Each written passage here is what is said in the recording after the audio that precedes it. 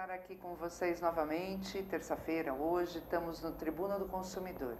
E hoje o tema vai ser totalmente novo, a gente está trazendo duas pessoas com experiências muito legais e você vai gostar muito, você vai ver. Eu vou já apresentar a Ana Cláudia, que é pedagoga e é coordenadora no Instituto Alana. Ana Cláudia, muito bom te receber aqui. Obrigada pelo convite. E também a Luciene, que trabalha com marketing e já escreveu inclusive um livro voltado para os pais, chamado Marketing e Criança. E também vai ser muito legal conversar com ela. Prazer recebê-la, Luciene. Prazer é meu de estar aqui podendo conversar sobre esse tema tão importante, né, para a gente hoje. Vai ser muito legal. O mundo é tão complexo que eu estava lá embaixo conversando com as duas e uma coisa assim, bate pronto, veio a lume, que é o Instituto Alana. Então, muita gente, infelizmente, ainda não sabe sobre ele. Então, eu queria muito que a Ana apresentasse o Instituto para os nossos internautas. O Instituto Alana é uma organização social sem fins lucrativos, né, que existe há mais ou menos 10 anos e trabalha com a missão de honrar a criança, né, em dois sentidos principalmente. Um, na defesa e proteção da criança em relação a principalmente o consumo, né? O Alana tem aí uma trajetória bem longa nessa discussão da restrição da publicidade à criança e dessa questão do consumo e do impacto que tem no desenvolvimento.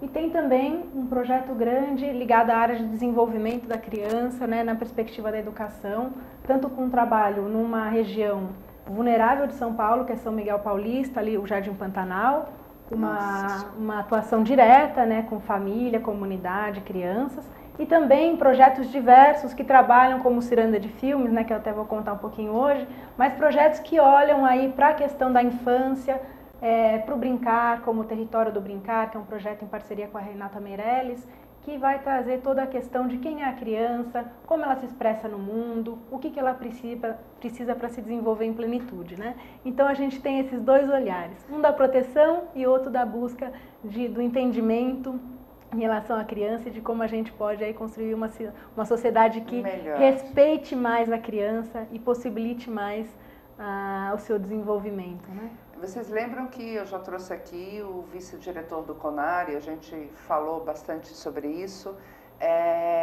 O Alana tem um grupo de juristas e de advogados que ficam estudando isso, inclusive entrando com representações no CONAR para tirar propagandas do ar, inclusive. Então, se você vê uma propaganda que você acha que é perniciosa, ela desonra a figura da criança, denuncie no Alana. É isso, Ana? Isso. Pode encaminhar, que daí a gente tem um grupo de advogados, de especialistas que analisam o caso e aí, se tiver mesmo pertinência a questão, né, de ser abusivo em relação aos direitos da criança, a gente busca um processo jurídico e entrar com uma ação.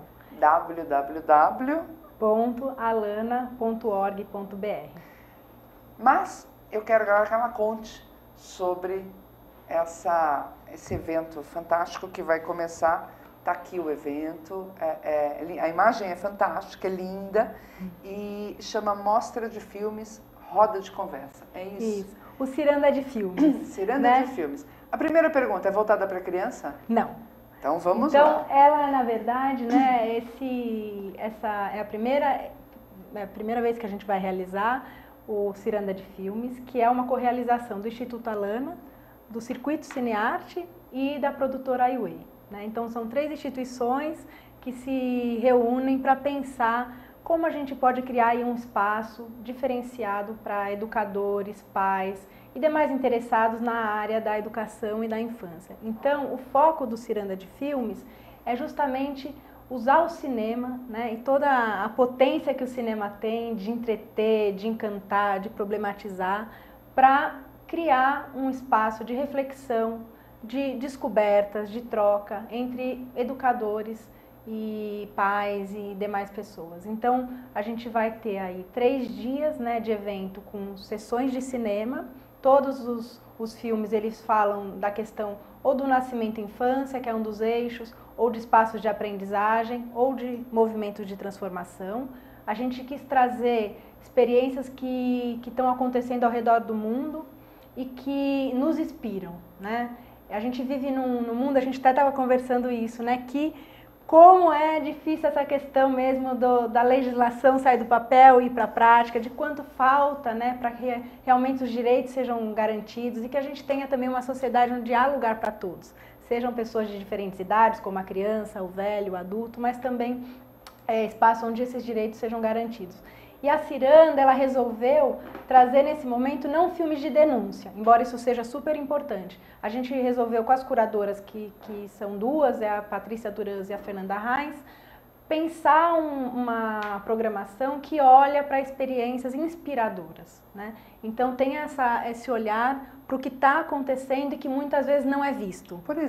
Por exemplo, tem um filme que faz parte do encerramento e que é uma pré-estreia, que é o Sementes do Nosso Quintal, que a diretora é a Fernanda Reis, que mostra a experiência da Tearte, que é uma escola de educação infantil que tem 40 anos na cidade de São Paulo, né?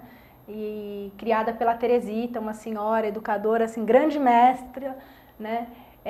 Outro exemplo, o vocacional que eu estava comentando, que é uma experiência também educacional que teve antes da ditadura e que uma experiência de escola pública em vários locais, né? Teve na Lapa, teve no Brooklyn, teve em outros lugares, e que traz de uma forma muito bonita essa questão de como no Brasil já aconteceram experiências públicas de educação positivas que trabalhavam muito com arte, trabalhavam de uma forma muito articulada, né? O desenvolvimento intelectual com também os trabalhos manuais, que é uma questão, né, dentro do currículo de uma escola, e infelizmente com a ditadura isso foi encerrado, né, esse processo. Então essa é uma outra experiência. Tem filmes que não falam de educação e são ficções e falam da infância, né, de um jeito também tem animações, tem, por exemplo, outro filme muito bonito é o Território do Brincar, que é um projeto até do Alana, que traz um olhar muito sensível para a criança brasileira. Então é uma pesquisa que foi feita ao longo de 2 anos pela Renata Meirelles e pelo David. Eles caminharam e percorreram o Brasil em diferentes comunidades e foram olhar como a criança se expressa no mundo, como ela brinca, e uma coisa que eles descobriram é que a criança está brincando muito, né?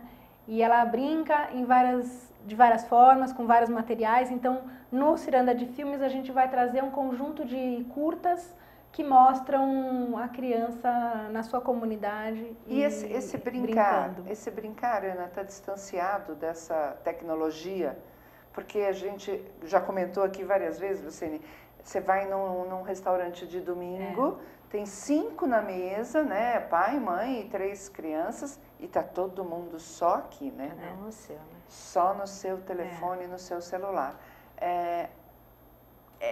Vocês pretendem mostrar que a criança está brincando longe disto ou está inserida nesse contexto da tecnologia?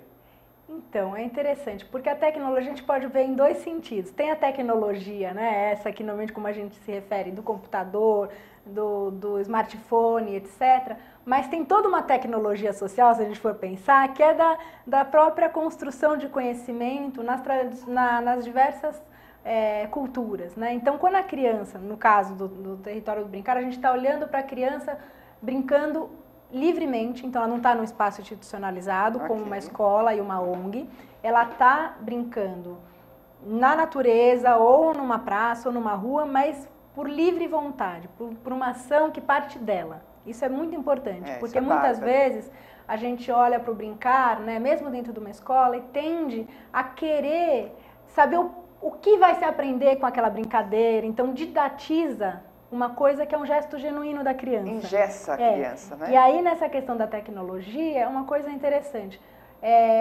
A criança, ela gosta muito de construir a brincadeira, né? Todo mundo já foi criança, né? E eu lembro muito quando eu brincava, que a parte de montar a casinha era tão ou mais importante do que brincar de casinha. Claro. Então, no Território, a gente percebe que a criança, ao ir atrás de uma madeira, de uma pedrinha, de uma linha para construir um barco, para construir um carrinho, para construir uma barraca para fazer uma casinha, ela ali já está brincando. E aí depois ela continua essa brincadeira, né? Quando ela finaliza a construção de um brinquedo, a construção de um espaço para brincar, e isso é também, digamos assim, uma tecnologia social que ela vai criando no sentido de produção de conhecimento. Agora, a gente não tem um olhar para a criança brincando com com essa, digamos, ferramentas tecnológicas que a gente hoje tem no nosso mundo contemporâneo.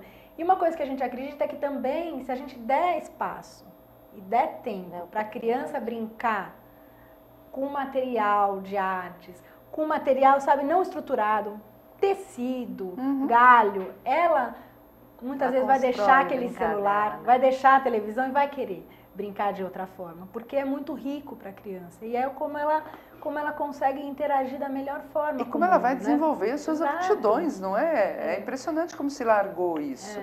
Agora, uma curiosidade, ainda nas crianças você observa essa... Eu não vou induzir. Você observa uma tendência de gênero ou não? Olha, a gente no território, isso deu para perceber um pouco, que os meninos, eles se interessam muito para a questão da construção, né? Da precisão. Então, por exemplo, a gente tem um acervo, inclusive já aproveitando e fazendo um convite, né? Dentro da Ciranda vai ter a exposição do Território do Brincar no saguão do Conjunto Nacional. E lá vocês vão poder ver um pouquinho do que eu estou contando, né? Porque vai ter acervo de brinquedos, vídeos. O que a gente percebe? Os meninos, né, eles têm uma tendência, isso não dá para falar, os meninos são assim, as meninas são assado, mas tem uma tendência a gostar de desafios, né, e a gostar também de, por exemplo, o desafio de construir um brinquedo como um carrinho, que o carrinho ele tem que funcionar, ele tem que andar. Não adianta eu construir um carrinho que a roda não anda, um barco que afunde. Então, é um conhecimento, né? É um saber que exige uma precisão. Exige cortar o barco de determinada forma, colocar o mastro de outra e aí aquele barco funciona. Isso é uma coisa que normalmente menino se interessa muito.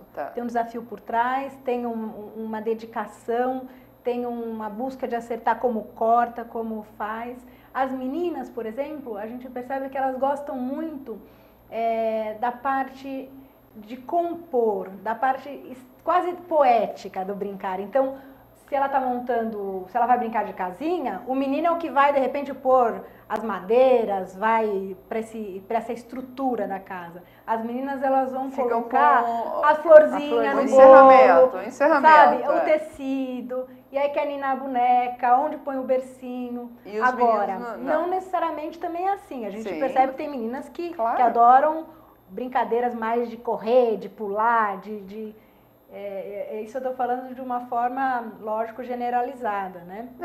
Porque essa questão de gênero é muito complexa, porque se você levar ao extremo, o que acontece, né? É o que a gente ainda vê até hoje, de brinquedos que são direcionados para menino e de brinquedos que são direcionados para menina. Cor rosa que é só para menino, e isso é um problema, porque na verdade a criança tem que brincar em liberdade e poder escolher o que quiser, né?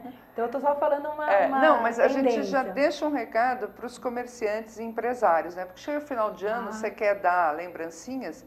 Para os meninos é fácil achar, mas para as meninas são aqueles protótipos. É o joguinho de maquiagem, essas coisas estigmatizadas mesmo, né? Então, chega, né?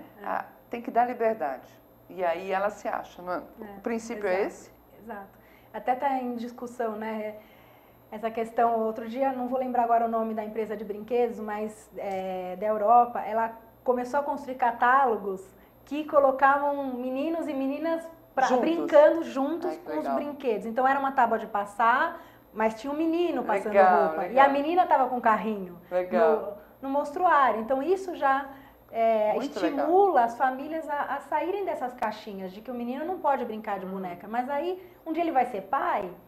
E aí, se ele não cuida bem do filho, ou não consegue, né, cuidar das coisas básicas, de trocar fralda, dar carinho, dar um abraço, a gente não entende isso. Mas quanto a gente deixou essa criança acalentar uma boneca, né, montar uma casinha.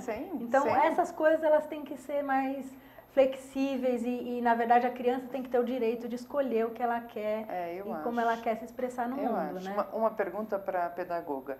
Em algumas cidades, alguns estados, a questão de gênero está na grade curricular facultativa. Você acha que teríamos todas essas questões muito melhor solucionadas, até para uma sociedade melhor, se houvesse a inserção curricular dessa questão de gênero nas escolas desde a mais tenra idade, de forma lúdica, inclusive? Eu acho que tem vários conteúdos que hoje são conteúdos quase contemporâneos, né, que estão vindo à tona, estão sendo discutidos em vários âmbitos, até dos movimentos sociais, e que precisam ser inseridos nos currículos. Recentemente, até o Alana entrou com uma ação, não sei se com uma ação, mas com uma denúncia em relação, um questionamento em relação a isso, porque as faculdades de Direito não estudam o ECA. Sim. Né? Quase nenhuma, tirando Sim. acho que uma ou duas, Sim. né? Então a gente percebe, e enfim, um dos documentos, né, constitucionais mais importantes do Brasil.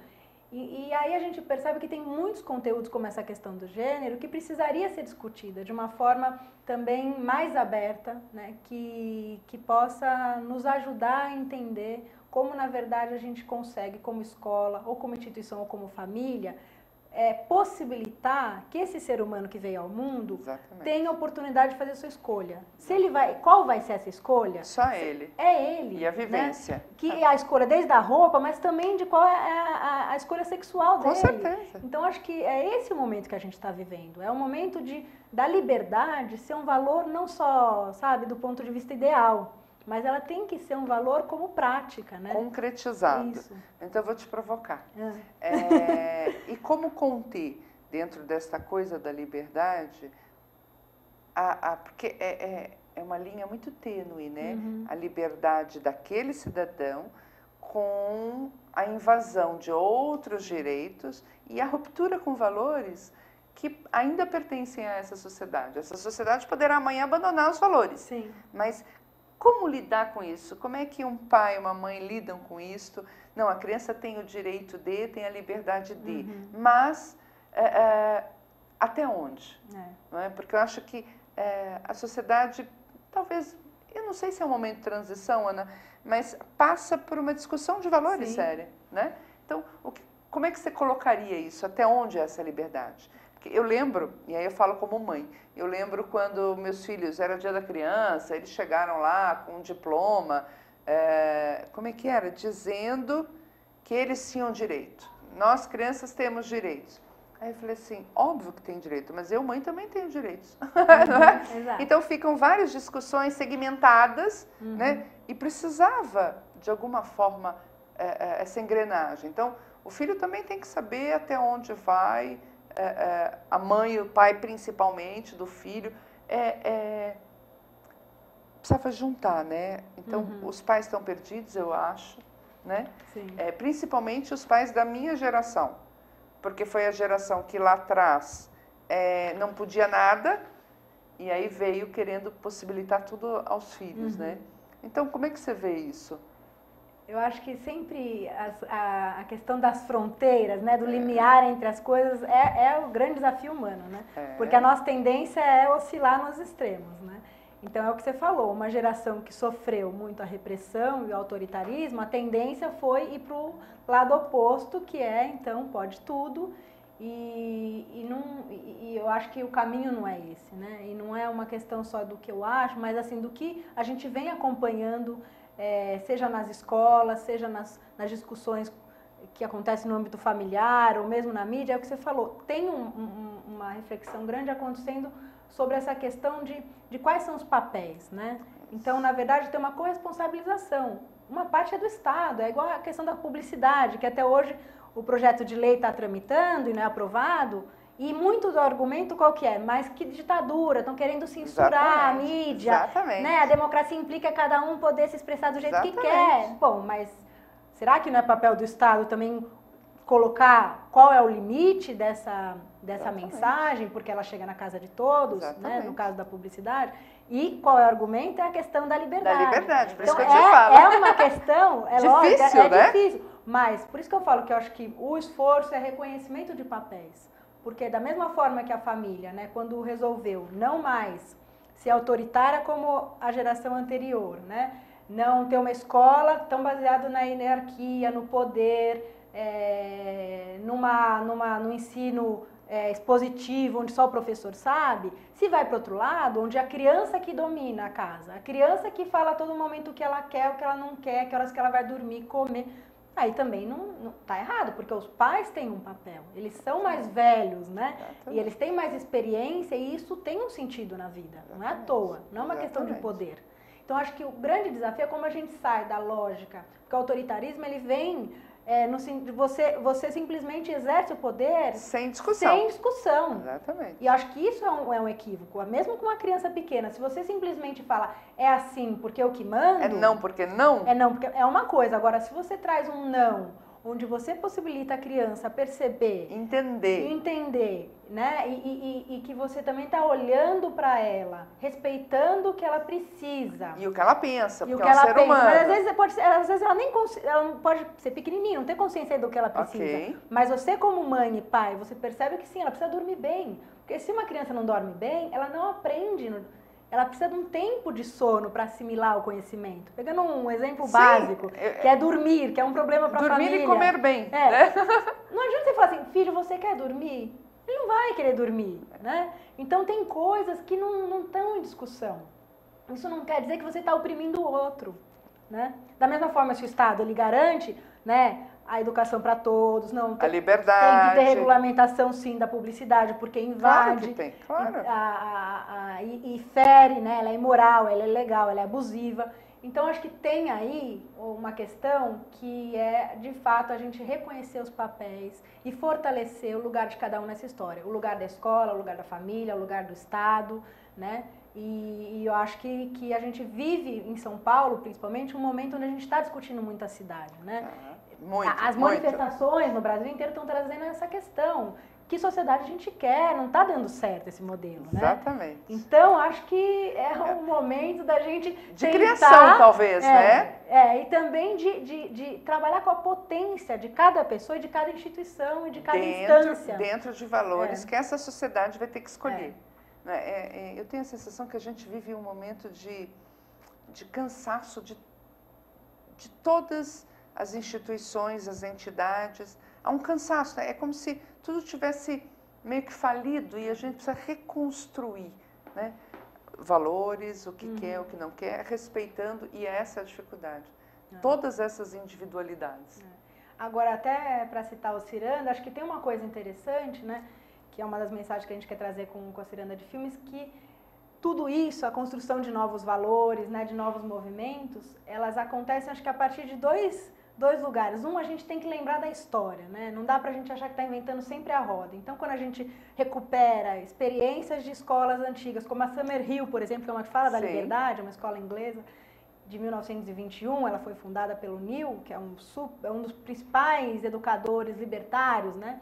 Que surgiu na história da educação. Quando a gente recupera, a gente está falando, olha, no passado teve experiências que merecem ser revisitadas, porque estão falando desses valores, estão falando, né, de coisas que hoje são pertinentes. Por outro lado, a gente também tem que ter um campo do vazio, digamos assim, né, para surgir ideias novas, práticas novas, né? Ou modernizar aquela mesma, não é? Então, acho que tem esse lugar, assim, na Ciranda a gente tem rodas de conversas com pessoas que são muito, assim, tem diretor de filme em cada mesa, né, que produziu algum filme sobre um dos eixos, tem também especialista, por exemplo, a gente vai trazer a Lídia Ortélio, que é uma senhora da Bahia, que tem... acho que uma história de 50, 60 anos pesquisando brinquedos, brincadeira, o lúdico. Então, digamos, ela é a encarnação dessa história, dessa tradição, mas que continua olhando para a infância com brilho e olhar de criança, no sentido do encantamento, né? De como a gente consegue sempre olhar para o novo. Então, acho que esse exercício de como a gente consegue, sim... Não negar a história, mas manter esse olhar, que daí a criança acho que é o maior mestre, de encantamento pelo mistério da vida, pelo que está por vir, né? Pra gente ter terreno de construção, porque também, senão o ser humano sem utopia não caminha, né? Um pouco o Galeano fala até, assim, precisamos de utopia. E então, acho que a gente está nesse momento, assim, não adianta sair pra rua e só quebrando tudo. Não, precisa também construir coisas, né? Com encantamento. Eu também acho, eu também tem acho. esse lugar. Também acho. Então, agora eu vou vir aqui um pouco para a Lu. Claro. Depois a gente volta, a gente vai... até porque está dentro desse contexto, né? O que te levou a fazer um livro específico? Foi a preocupação com o que estava acontecendo na sociedade? Foi uma coisa pontual? O que te inflamou? O que te influenciou? Foi, na verdade, um processo da maternidade, né? Quando a gente está, eu sou especialista em comunicação e dentro do contexto mãe, né? Assim, agora eu estou criando alguém e eu comecei a me envolver na escola dela. E com isso eu acabei conhecendo a Ana Maria, que escreveu comigo o livro, que é psicóloga. Ela era psicóloga da escola da Amanda e com uma série de propostas de juntar os pais, de trazer os pais para uma conversa ampla, de orientar, principalmente assim, quando é pequenininho, porque o que eles perceberam? Quando chega lá no ensino médio, já como diz a árvore, já está com galho torto, né? E aí fica mais difícil você trabalhar aquilo, né? Já está com uma coisa mais solidificada. Então eles viram isso dentro da escola e falaram, vamos começar com os pais dos pequenininhos. Né? Então um trabalho de prevenção, a escola fez uma coisa muito bonita, eu como mãe fui participar e acabei me envolvendo nisso. E quando um dos temas foi consumismo, inclusive a Ana me ensinou a lidar com a minha filha pequena. Ela falava, Lu, olha, você tem que preparar a criança, aí coisas simples, assim, dicas simples. O livro ele é todo baseado nessa experiência, de como você pode conseguir em cada idade preparar a criança para viver no mundo de hoje. Porque ela é assediada de todos os lados. Então não adianta a gente falar assim, olha, a propaganda entra aqui na minha casa e não sei o que, e entra, você vai lá e desliga a televisão. Mas ela vai ser assediada no supermercado, ela vai estar conversando com uma amiguinha, a amiguinha vai estar com um brinquedo que tem aquele... Então é muito mais do que só a mídia que chega através da televisão, é muito mais... É toda a sociedade que a gente vive que funciona dessa maneira. E que faz parte o quê? A gente, como consumidor, falar isso eu aceito, isso eu não aceito. E é uma coisa que a gente coloca, que é bem da minha área, que o marketing ele é uma ferramenta de atender necessidades dos consumidores. A partir do momento... De uma forma selvagem, né, Luciane? Aí a prática. Mas o que acontece? A empresa ela quer sobreviver. Aí o que acontece? Tanto que já existem vários exemplos, assim, a gente até cita no livro, existem fábricas hoje que não fazem brinquedos com salto.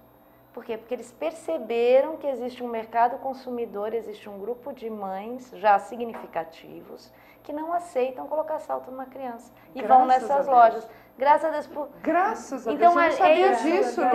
Tem loja. Você tinha essa notícia? Eu sei como mãe que procurou, né, e encontrou isso. Então, eu desde que a Amanda é pequenininha, eu a levo nessas lojas, que eu falo, não tem dor de cabeça.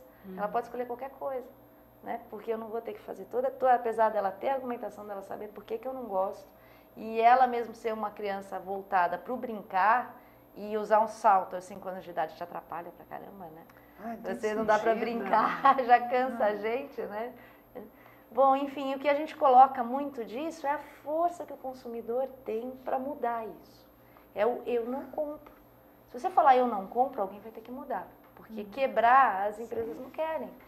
A intenção é que exista um mercado consumidor para o seu produto, né? Então, se a parte de educação, aí a gente cai naquela questão da educação, né? A parte de educação é extremamente importante para orientar os pais, para que eles falam, isso eu quero, isso eu coloco na minha casa, isso não. Não importa o quanto você queira me vender isso. Porque eu acho que aí entra naquele limite, né? Que o pai não sabe. Que aí saber falar o não, né? A Ana coloca muito isso sempre, falar os nãos necessários e os sims necessários.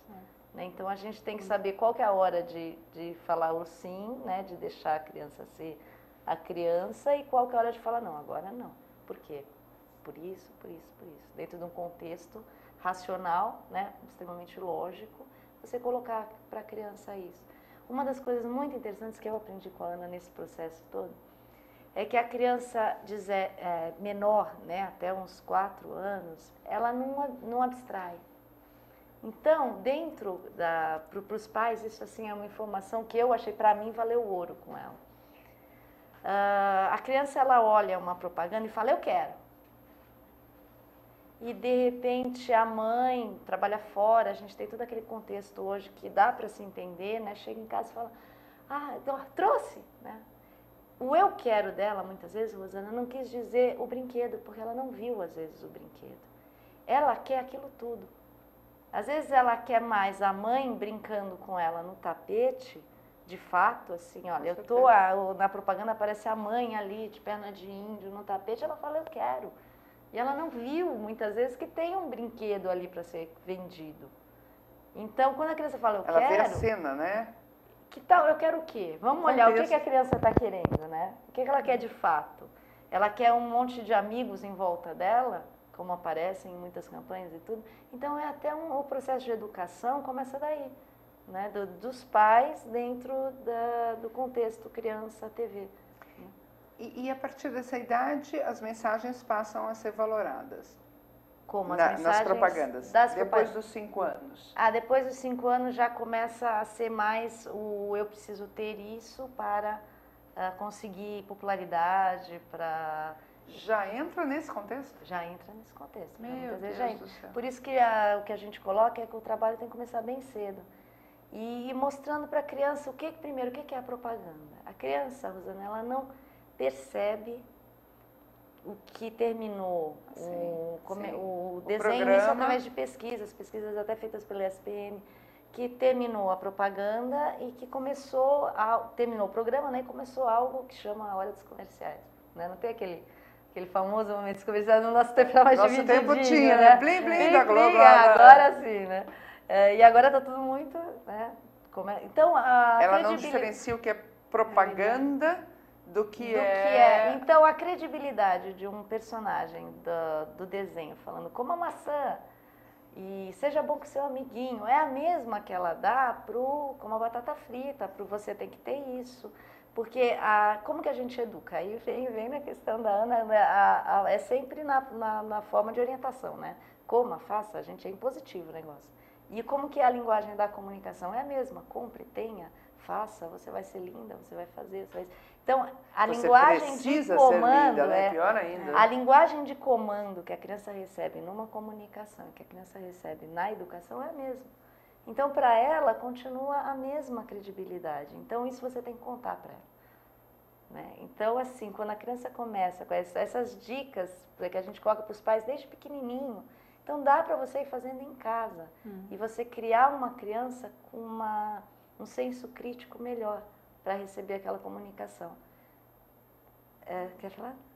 Não, e é só também dar um exemplo que eu acho que, principalmente na primeira infância, né, de 0 a 7, até a Alana tem bastante essa posição de que talvez, né, se a gente muda as práticas, né, uma vez que a criança ela aprende quando é pequena por imitação e olhando para aqueles adultos de referência, então ela vai olhar para as pessoas que estão próximas e que ela cria vínculo, é o educador, é o pai, é a mãe, ou é a tia que cuida, o avó, mas as pessoas que estão ali mostrando, apresentando o mundo para ela, né? Se a gente consegue mudar no cotidiano, né, essa questão do consumo, então um exemplo, o Alana tem um projeto que chama Feira de Trocas, que a ideia é, ao invés de você comprar um brinquedo no Dia das Crianças, no Natal, ou em qualquer situação, você trocar o brinquedo que você tem no Brinca Mais, que isso é um caso clássico, né? Quase todas as casas vivem isso. Um monte de coisa que a criança nem sabe o que fazer com aqueles brinquedos, ela não consegue nem criar vínculo com esses objetos. Então você cria ali uma oportunidade de ela trocar os brinquedos, de ela interagir com outras crianças, das famílias interagirem. Então você está ali mudando valores, só que sem falar para a criança, não consuma, olha isso, e explicar de uma forma intelectual. Porque a criança pequena, ela tem que aprender através da ação, da vivência. Então esse é um exemplo, mas daria para dar outros, né? De como a gente pode ir na contramão do consumo, mudando os hábitos, mudando a nossa forma de se relacionar com a questão do consumo. Por exemplo, é muito comum as famílias irem a um shopping, né? Como no momento de lazer. É uma das coisas que a gente não é só São Paulo, também, né? Em qualquer lugar, Então vai toda a cidade hoje do Brasil, às vezes não tem biblioteca, não tem museu, não tem casa de cultura, mas tem um shopping, né? Não, mas é impressionante, chega primeiro o shopping, igual Coca-Cola, chega primeiro a Coca, depois chega o saneamento básico, né, no Brasil. E com o andar lá, como é que chama? Praça de alimentação. Até chegar na praça, né? Passou por fica sempre no último andar.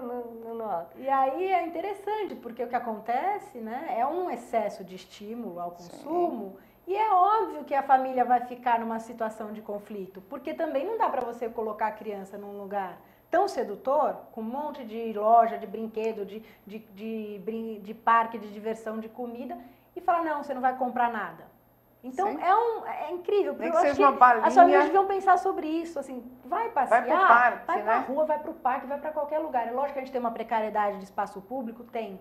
Mas, assim, o shopping é o vilão da tranquilidade para uma família, se a gente for Ele pensar, acha que é o contrário, né? É o contrário, não, e é o vilão assim, para os próprios pais. A gente tem que pensar nessas coisas cotidianas, né? É que a gente coloca muito nisso, assim. O pai e mãe, foi como você colocou, eles estão modelos o tempo todo, né? No livro a gente coloca muito isso. Então, como que é o seu comportamento como mãe quando está no shopping?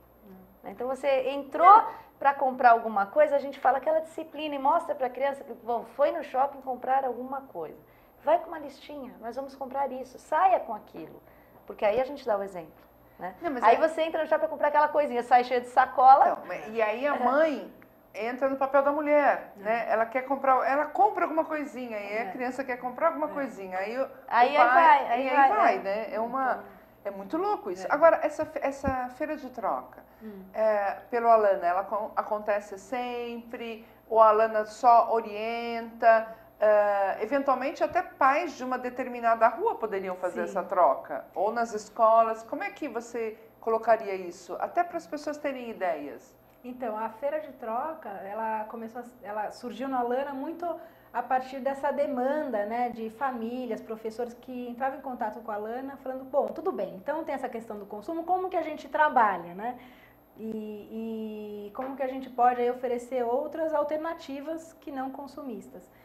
Quando surgiu, foi uma iniciativa pensada para o Dia das Crianças, mas o ano passado, por exemplo, porque qual que é a nossa ideia? Que as pessoas possam fazer feira de troca com autonomia, quando quiserem, onde estiverem. No próprio site tem orientações. A gente criou um grupo de pais, né, via internet, no Facebook, que é a Criança e o Marketing, e que a gente costuma divulgar, assim, olha, que é possível você levar para a sua escola, os pais, como pais, chegarem e falar assim, olha, né, a gente pode fazer isso, pode trazer, então tá toda a informação no site. É isso que eu ia contar, que teve, é muito legal. A ideia surgiu e logo a gente começou a incentivar que as pessoas pudessem também fazer feira de trocas e hoje a gente já tem aí sistematizado um conhecimento para ajudar também quem queira fazer, né, com a metodologia e estamos aí criando uma plataforma onde a gente consegue tanto mapear as feiras de troca que estão acontecendo, para daí, se você quer saber onde tem no seu bairro, você consegue essa informação, como também se você quer criar uma feira de troca, você vai e vê o passo a passo. Isso. Então, a nossa ideia, na verdade, é inspirar. Né? Uma das coisas que a Alana gosta, assim, é realmente de pôr à disposição esse conhecimento, né? E não muito se preocupar. Quem teve, onde começou a ideia, onde terminou, mas quem é o dono da ideia, não é? Que ela possa caminhar aí no mundo, né? Então, o ano passado, eu acho que foram 100 feiras de troca, 97. Nossa, que legal. E até duas fora do Brasil, uma em Portugal e outra na Austrália. Que bárbaro. Inclusive, foi o Instituto Alana que ajudou... Ele deu apoio na divulgação, inclusive o texto da quarta capa do livro explicando, indicando o trabalho foi feito pela Isabel, do Instituto Alana. Muito legal.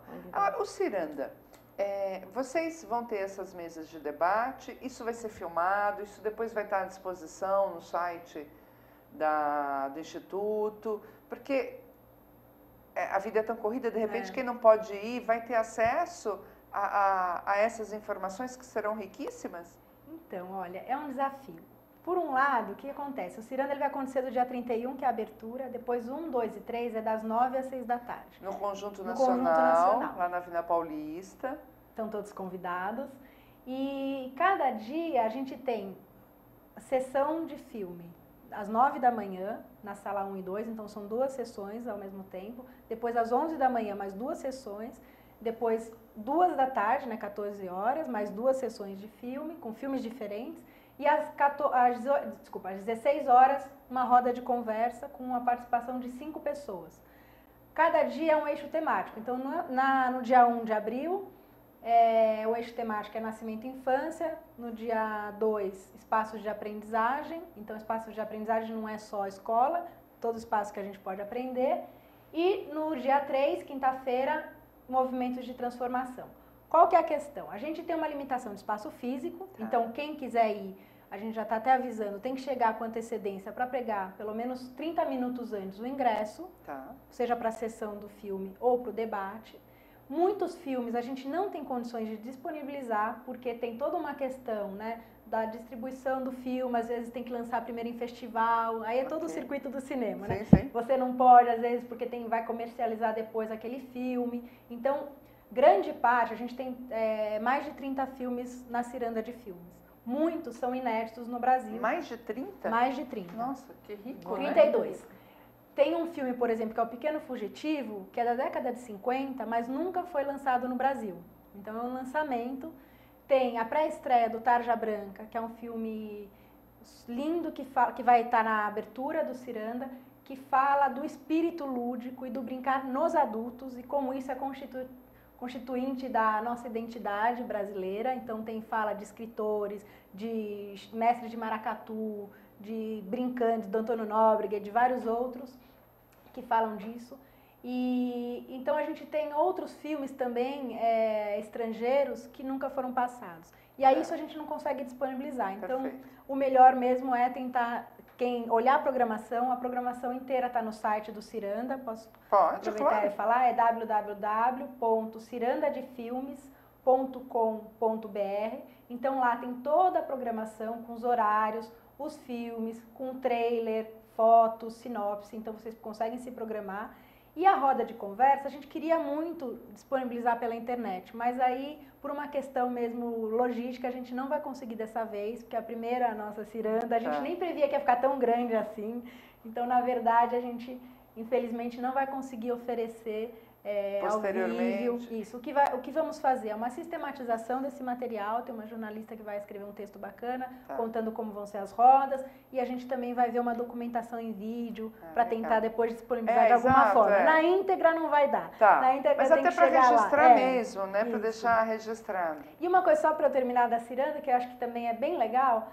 Quem for ou quem quiser passar no Conjunto Nacional, a gente vai ter 2 exposições. Uma que chama Ciranda de Memórias. Então, vamos supor, você quer contar um depoimento sobre a sua infância. Vai ter lá uma árvore linda, que é uma instalação feita por uma artista plástica, que coleta as memórias de infância através de um vídeo de depoimentos, ou você pode colocar um objeto ou uma foto, e ali a gente vai ter uma grande... uma grande amostra assim, né, como foi a infância das pessoas que vão circular ali no Ciranda de Filmes. E a gente fez isso porque a gente acredita que a infância inspira muito o adulto na sua trajetória, principalmente criativa, de busca de sentido e de viver em plenitude, assim, no sentido mesmo de uma atuação conectada com o que você veio fazer no mundo aí. E, por outro lado, a outra exposição é do Território do Brincar, como eu falei, que vai estar no Saguão, que começa no dia 31, mas ela se estende até o dia 12 de abril. E aí são acervos de brinquedo, produzidos pelas próprias crianças do Brasil, de várias regiões, vídeos e áudio e fotos dos meninos e meninas brincando nos chãos diferentes partes do Brasil. Vocês vão se empoderar do espaço. É uma ocupação. Vai ser. Muito legal. O que eu acho mais importante em tudo isso, acho que todos esses movimentos que estão acontecendo, é que a gente vê, Rosana, uma valorização, uma busca de resgatar o valor do brinquedo para a criança, do brincar da criança em si, né? Do deixar a criança ser criança, de mudar valores. O que a gente precisa, na verdade, é uma mudança. Mas essa preocupação vem deste mundo tecnológico que está aí, que é um inferno, né? Nos últimos, você pode pôr 20 anos, né? Aproximadamente. Ou vem desta erotização também, que está aí e privando a criança da brincadeira, né? Por onde está essa preocupação? Porque eu acho que, como eu falei, eu tenho filhos de 26 anos, 26, 25, 24. Essa coisa dos direitos da criança, há muito tempo se discute já. A preocupação hoje tem esse enfoque mais atual ou a gente continua a falar daqueles direitos que ainda não são respeitados? Eu acho que é um contexto, é uma mistura, né, que a gente acabou vivendo de mudança de valores, que veio dessa permissividade que aconteceu em toda a sociedade, né? Então não é na questão dos direitos da criança, eu acho que essa questão do brincar vai um pouco além da questão do direito, é o necessário para a formação da criança. A preocupação é com o adulto que virá. É com o adulto que virá, é com a base de valores que você está formando. Porque quando a gente fala nessa questão de que é todo o propósito do trabalho, que é preparar a criança, que é prevenir um consumismo infantil, porque vai virar o quê? Vai virar um adulto que não sabe se controlar. E isso traz infelicidade, na verdade. Que a gente fala assim, não é o consumo pelo consumo. O consumismo, o que ele é? Que priva ele do desenvolvimento dele. Do desenvolvimento que vai fazê-lo feliz, que vai formar uma pessoa que sabe o que quer ser, né? Que possa testar o que quer ser. Que encontra, que ela tem na infância a oportunidade de vivenciar momentos e brinquedos e assim grupos, brincar, construir os seus brinquedos, que na verdade a criança, quando ela constrói, é um processo de autoestima.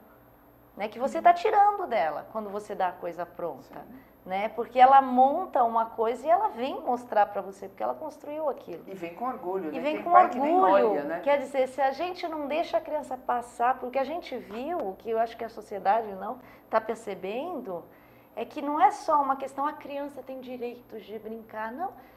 É bom para a sociedade que ela brinque. Na verdade, eu colocaria assim, a criança tem direito de ser um adulto. Ser um adulto, né? Pleno, né? E não feito numa caixinha. Vocês perceberam que não houve intervalo? Estamos já encerrando o programa, então eu vou passar a palavra para cada uma delas, para darem a mensagem final, mas a gente vai retomar esse assunto, porque eu acho que nós estamos pagando um preço muito caro e privando muita gente de realmente poder se desenvolver e ser um adulto não só feliz, como diz a Luciene, mas eventualmente um artista que não pôde desenvolver. Ana! Primeiro eu quero agradecer o convite. Prazer. Prazer estar aqui com vocês. Eu queria só fechar dizendo que, como eu falei lá atrás, né, que eu acho que a gente está no momento de reconhecer os lugares, né, os papéis. E eu acho que nesse sentido, né, também a gente vive uma sociedade, tem super a ver com o consumo, que super valoriza a juventude, né? Então, a criança não pode viver em tranquilidade ao seu momento de infância, porque ela já está sendo acelerada precocemente na sexualidade, através das roupas e de toda a indução, né, a um comportamento que não é próprio e característico da infância. Por outro lado, o adulto e o idoso, ele vai também olhando para o futuro, olhando para o envelhecer como um problema, e querendo fazer plástica, querendo ir para academia, querendo se manter jovem. Então, acho que a gente também, né, se antes eu falei lá atrás do reconhecimento das diferentes instâncias e do papel da família, do Estado, da escola, eu acho que também está na hora da gente reconhecer a importância de cada fase da vida, né? Olhar para a criança e entender a criança a partir da perspectiva dela, da importância que tem essa fase da vida. Não querer que ela seja um mini adulto, não querer que ela tá na escola já pensando no vestibular. Não, ela tem que estar na escola quando é pequena, brincando, e não, né, se preparando para algo que vai acontecer daqui 20 anos. A própria aceleração do conteúdo na escola. A mesma coisa as outras fases da vida, né? Cada fase tem a sua beleza e tem seu sentido. Sim. E eu acho que a gente tem que também ter falando um pouco de valores, um mundo onde o encontro intergeracional do novo que está vindo ao mundo com o velho possa acontecer. E aí o espaço público é um lugar de excelência para isso, né? Então acho que a gente está aí no momento de disputas de território e onde a gente precisa mesmo construir espaços democráticos onde cabem todos, né? Todas as idades, todos os valores e acho que isso vai ser fundamental para a construção de um Brasil mais igualitário, que é a nossa grande questão. A gente vive num país muito desigual e por isso que os valores básicos ainda não são garantidos também, né? Lamentavelmente. Lamentavelmente. Muito obrigada, Ana Lu. Bom, primeiro agradecer a oportunidade. Eu acho que essa riqueza de conteúdo que você traz para essa discussão, mostra bem isso, né? Que é possível a gente fazer um trabalho diferente. É possível a gente mudar o que está errado e possibilitar unindo forças, né? Que nem o Alana dando apoio para o nosso livro, fazendo esse trabalho maravilhoso que eles fazem em comunidades que às vezes não têm nem acesso a isso, né? Sim. E eu acho que é disso que a gente precisa. Eu agradeço demais, assim, o livro, ele foi um início, porque a ideia foi a gente oferecer para os pais uma ferramenta, falar, como é que eu faço? Olha, a gente tem uma ideia, né? Vamos trabalhar isso de uma maneira positiva, vamos deixar os pais terem esse auxílio, se verem como modelo para uma coisa nova. A gente faz um trabalho também, Rosana, dentro de escolas, que é muito interessante. A gente vai tanto conversar com os pais, fazendo workshops, onde eles têm a oportunidade de conhecer melhor como que funciona esse trabalho, como que ele pode fazer, ensinar os pais mesmo, né? Então, como que é a criança, como que a gente cria um consumidor mais consciente. Que no fundo o que a criança precisa é falar assim, isso eu preciso, isso não. E a escola que quiser, para ter acesso? A escola também tem o site do livro, que é www.acrianciaomarketing.com.br. Tem uma página que são os workshops, tem fotos, tem depoimento de pais que participaram. Então é um trabalho que a gente está querendo levar para pais, para professores e também para as crianças, com muito contação de histórias, e dentro lá tem todas as informações. Muito bem. Bom, então só retomando, Ciranda de Filmes, a estreia dia 31 agora. O filme que vai passar à noite não é aberto, mas a partir do dia 1, 2 e 3 de abril, como ela falou, 9, 11, 14 e 16 horas a roda de filmes e depois a conversa. Compareça, lá no Conjunto Nacional vai ter também as exposições que ela falou. Está aqui, Ciranda de Filmes, muito legal. E para os pais que estiverem vendo, ou mesmo o jovem, e quiser esse acesso deste conhecimento que inspirou o livro A Criança e o Marketing, é só entrar lá no site e ter acesso. Então, retomando, www.cirandadelivros.com. Ciranda de Filmes. www.cirandadefilmes.com.br ou www.acriançaeomarketing.com.br. Exato, obrigada. Uma semana excelente para vocês e a conversa foi muito rica. Não tem como. O futuro do nosso país é pela educação. Não só mulher, não só criança, não só o idoso, não só o negro. É todos nós juntos formando uma sociedade melhor. Até a próxima semana.